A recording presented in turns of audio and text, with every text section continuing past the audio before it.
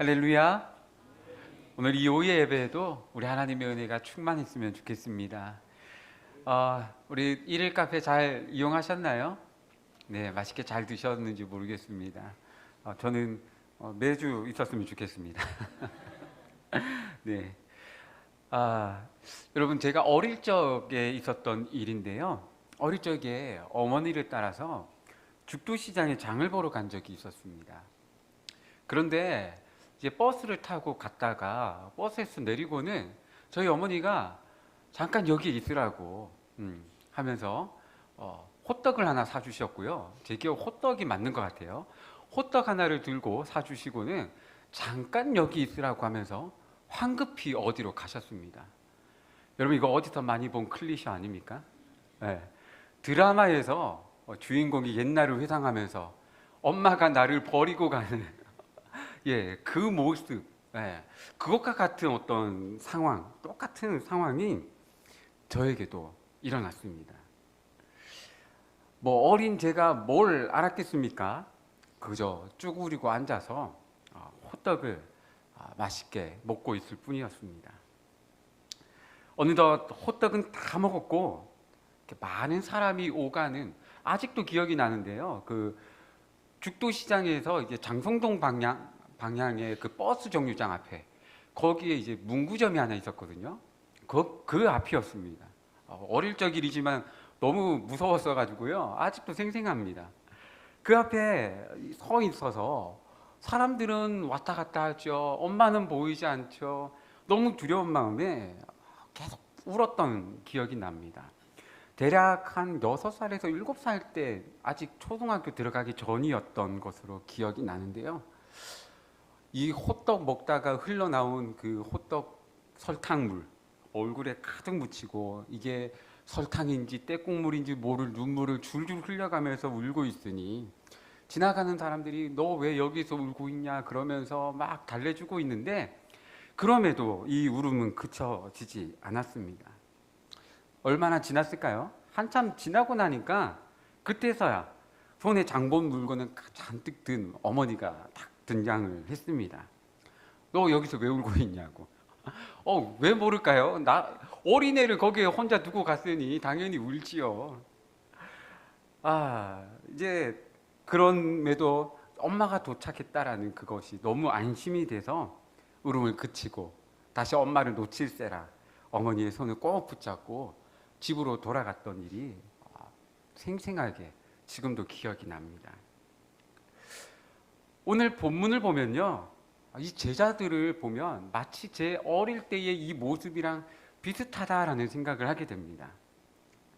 마치 어머니가 돌아오지 않을까 두려워 울고 있던 그 모습처럼 제자들도 예수님이 떠나시겠다라고 말씀하시니까 화들짝 놀라서 두려워서 이런저런 이야기들을 하게 됩니다.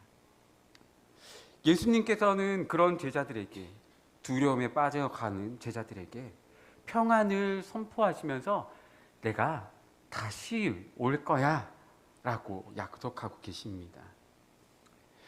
여러분, 우리가 두려워할 만한 많은 상황이 있겠지만 오늘 본문을 통해서 우리는 주님이 주시는 평안이 왜 세상 것과 비교할 수 없는지, 그것을 빼앗기지 않고 어떻게 하면 그것을 누리며 살아갈 수 있을지 우리 함께 깊이 묵상하고 또 그것을 소유할 수 있는 귀하고 복된 은혜가 있기를 간절히 소망합니다. 여러분들이 생각하시는 평안은 여러분 어떤 것입니까? 각자 생각하시는 평안의 기준은 조금씩 다 다르실 수도 있겠지만 사전적으로는요, 평안은 평평할 평자와 편안한 안자를 사용합니다. 걱정이나 탈이 없는 것 또는 무사히 잘 있는다라는 뜻을 가지고 있는데요. 하지만 성경이 말하는 평안은 조금은 다릅니다.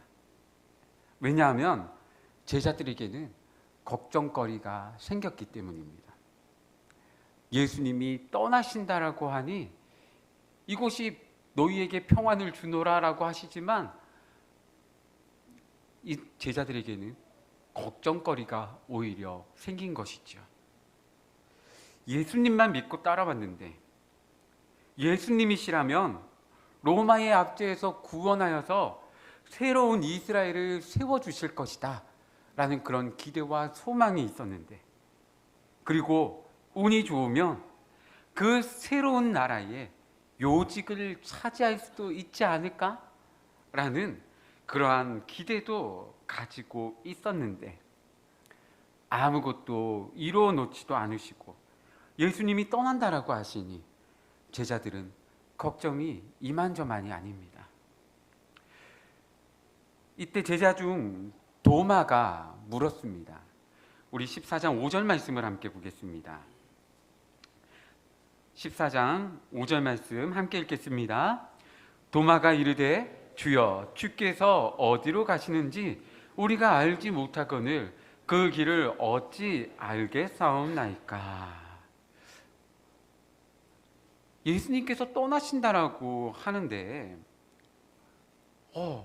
이 길을 어떻게 우리가 알며 이것을 우리가 어떻게 따라갈 수 있겠느냐, 걱정이 막 쌓여서 질문합니다. 이 질문에 예수님은 내가 길이요 진리요 생명이니 나로 말미암지 않고는 아버지께로 올 자가 없다라고 선포하셨습니다. 하지만 이 제자들 중에서는요, 이 말을 알아들을 만한 지혜도 믿음도 없었습니다. 그러자 또 제자들 중에 빌립이 질문합니다. 우리 8절 말씀 함께 보겠습니다. 8절 말씀 함께 읽겠습니다. 빌립이 이르되 주여, 아버지를 우리에게 보여주옵소서. 그리하면 족하겠나이다. 도저히 믿기지가 않습니다. 우리 너무 걱정이 되고 너무 무섭습니다. 아버지를 보여주십시오. 이 질문 앞에 예수님은 나를 본 자는 아버지를 보았거늘 어찌하여 아버지를 보이라 하느냐 라고 말씀하십니다. 제자들은 두렵고 답답합니다. 예수님이 질문에 대답은 해주지 않으시고 어렵고 이상한 말만 자꾸 하시는 것 같기 때문입니다. 속 시원하게 말씀해 주시면, 다시 오실 것에 대한 분명하고 자세한 말씀을 해주시면 참 좋을 텐데, 여러분, 만약 시장에서 어머니를 기다릴 때 어머니께서 내가 몇 시까지 올 거야, 엄마는 어떤 물건을 사야 되는데 그 길이 너무 복잡하니까 너는 여기 잠깐만 기다려 라고 친절하게 이야기해 줬더라면, 아니면 휴대폰이라도 있어서 전화라도 걸 수 있었더라면 참 좋았겠지만, 두려워할 필요도 없었겠지만, 당시에 휴대폰이 어디 있었겠습니까? 그리고 당시에 그 어린아이를 시장에 혼자 놔두고 가면 안 된다라는 것을, 그런 개념이 어디 있었겠습니까? 우리 여기 어머님들은 다 한 번쯤은 야, 너 잠깐 여기 있어, 엄마 금방 갔다 올게, 다 해보셨지 않으신가요? 저희 어머니만 그러셨나요? 예전에는 그런 것이 위험한 일이라고 생각을 잘 못하셨던 것 같아요. 제가 어릴 때도 그런 일들이 너무 당연했던 것 같고요. 그런데 비교적 우리 예수님은 자세하게 예수님이 내가 사라질 것이다, 그리고 다시 올 것이다 라는 것, 그리고 그 일들을 상세하게 말씀해 주셨는데요. 하지만 제자들은 그것들을 알아들을 수 없었습니다. 알아듣지 못했으니 불안하고 또 염려가 되는 것이 당연한 것이겠죠. 그러한 제자들에게 예수님은 말씀하셨습니다. 우리 25절과 26절 말씀을 함께 보겠습니다. 25절과 26절 말씀 함께 읽겠습니다. 내가 아직 너희와 함께 있어서 이 말을 너희에게 하였거니와 보혜사 곧 아버지께서 내 이름으로 보내실 성령, 그가 너희에게 모든 것을 가르치고 내가 너희에게 말한 모든 것을 생각나게 하리라. 아멘. 여러분, 보혜사 성령님께서 오셔서 모든 것을 가르치고 생각나게 하시는 이 일은 엄청난 사건입니다. 마치 엄마를 기다리다 울고 있는 어렸을 적 저에게 휴대폰을 건네주며 너 이제 전화할 수 있어 라고 하는 것과 마찬가지인 것이죠. 전화를 걸어서 엄마 어디야? 어디까지 왔어? 얼마나 더 있어야 돼? 올 때 메로나 라고 할 수 있는 그것들을 할 수 있는 여건이 생겼다라는 것이죠.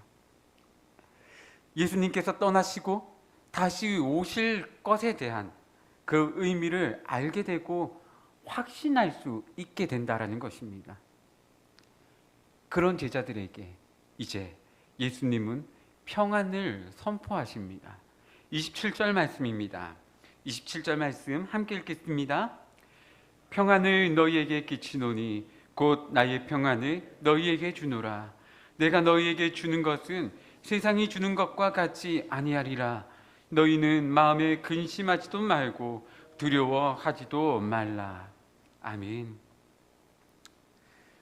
여러분, 예수님이 떠나신다라는 것, 그것은 그저 하늘로 올라가신다라는 말이 아닙니다. 그 전에 채찍을 맞으시고 조롱과 멸시를 당하시고 배신의 고통 속에서 십자가에 달리심으로 고통 중에 죽으시겠다라는 말입니다. 그럼에도 예수님은 두려움이 아닌 평안을 선포하고 계십니다. 이 평안은 평평하고 아무 일도 일어나지 않는 잘 있는 상태를 이야기하는 것이 아니라 내가 십자가를 지러 가겠다라는 평안입니다.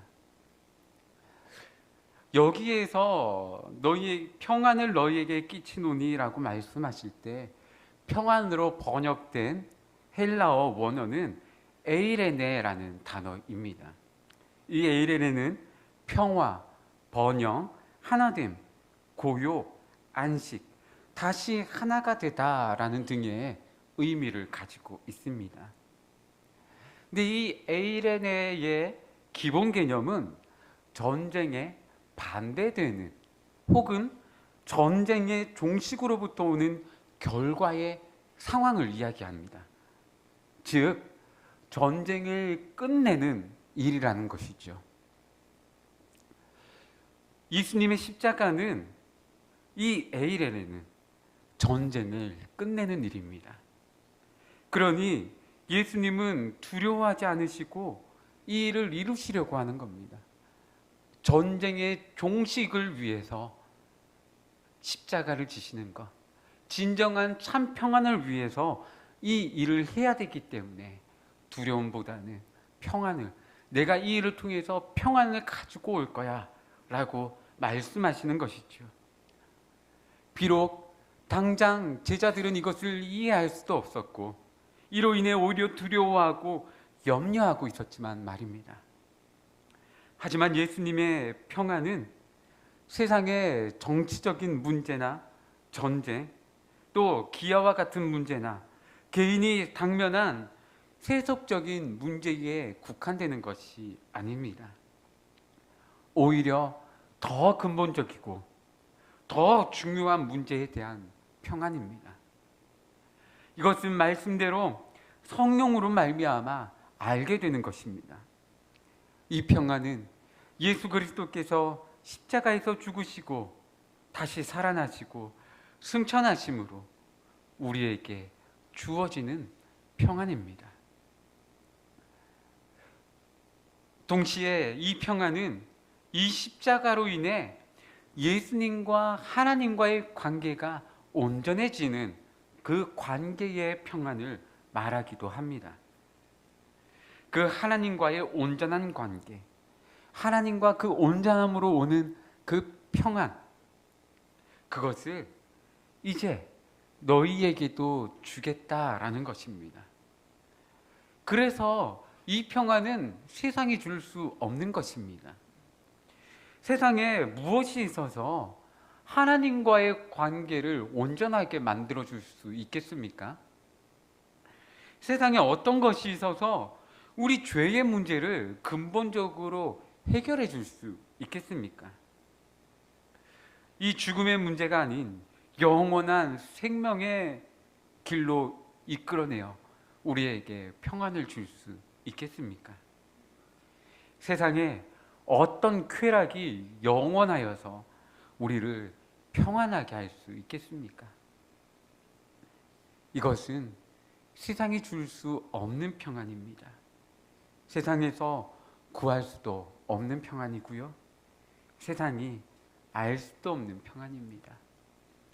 여러분 잘 아시는 찬양 중에 평안을 너에게 주노라 찬양 있죠?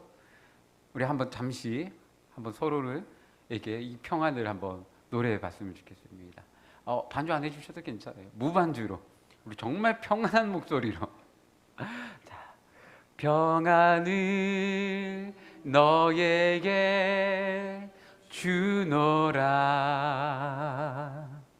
세상이 줄 수 없는 세상이 알 수도 없는 평안 평안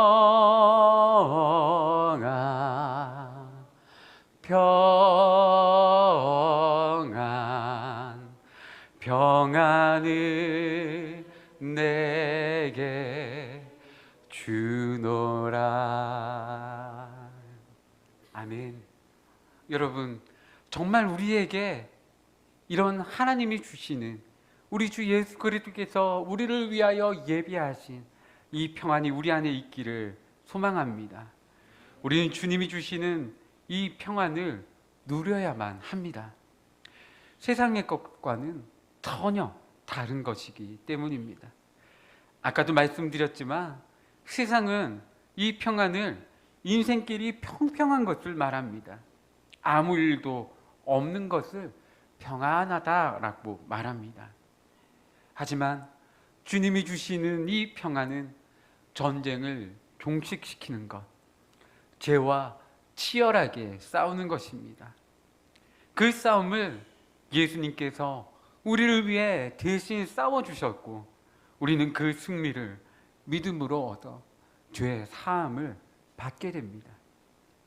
죄 없음으로 말미암아 우리는 거룩하신 하나님과의 관계가 회복되어지고 그 평안한 관계 안에서 우리는 주님이 주시는 모든 것을 누릴 수 있게 됩니다.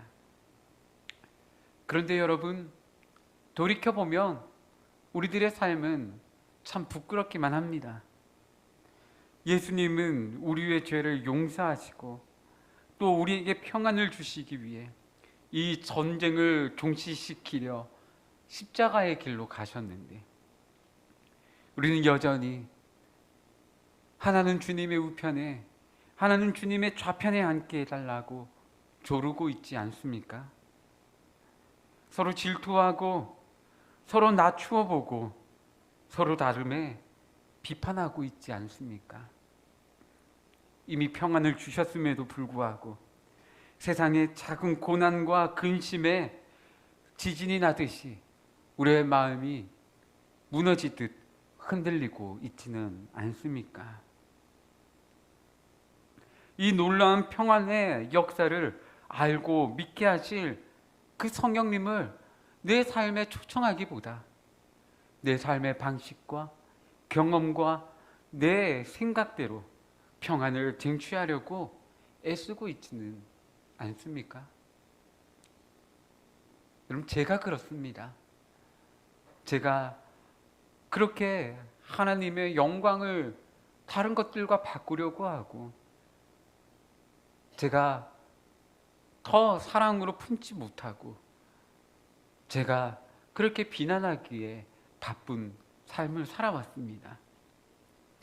내 방식대로 살아가려고 했던 것이 저의 연약한 모습입니다. 그래서 제 안에 평안이 없을 때도 참으로 많이 있습니다. 이제 우리는 우리의 이 모든 연약함을 주님 앞에 가지고 나아가 하나님의 평안을 구해야 합니다. 세상이 줄 수도 없고 세상이 알 수도 없는 이 평안은 우리가 그저 가만히 있는다라고 해서 얻을 수 있는 것이 아닙니다. 성령님께서 우리 삶의 주관자 되실 때에 비로소 우리는 그 평안을 알 수 있게 됩니다. 아직 믿음으로 나아가기 어렵다라면, 내가 아직 성령님께 이것들을 구하고 기도하는 것이 어렵다라면, 여러분, 하나님께서 공동체로 세워주신 교회의 성도님들과 함께 나누고 기도를 요청하시고 또 함께 은혜를 구하시기를 바랍니다. 여러분, 우리 각 구역은요, 하나님께서 주신 믿음의 가족입니다. 그러니 구역 안에서 함께 이 아픔을, 이 기쁨을, 이 어려움들을, 이 여러 가지 상황들을 나누고 기도하는 것은요, 여러분, 너무나도 당연한 것입니다. 여러분, 담임 목사님과 교육자들, 우리 장로님들은 교회에 세워주신 하나님의 권위이자 또 여러분들을 돕는 자들입니다. 함께 도움을 요청하시고 같이 기도하고 같이 마음 아파하고 같이 무릎 꿇는 것은 모든 교육자들과 또 장로님들과 세우신 직분자들에게 주어진 당연한 역할입니다. 그러니 여러분, 홀로 근심하지 마시고 함께 나누고 기도하시길 바랍니다.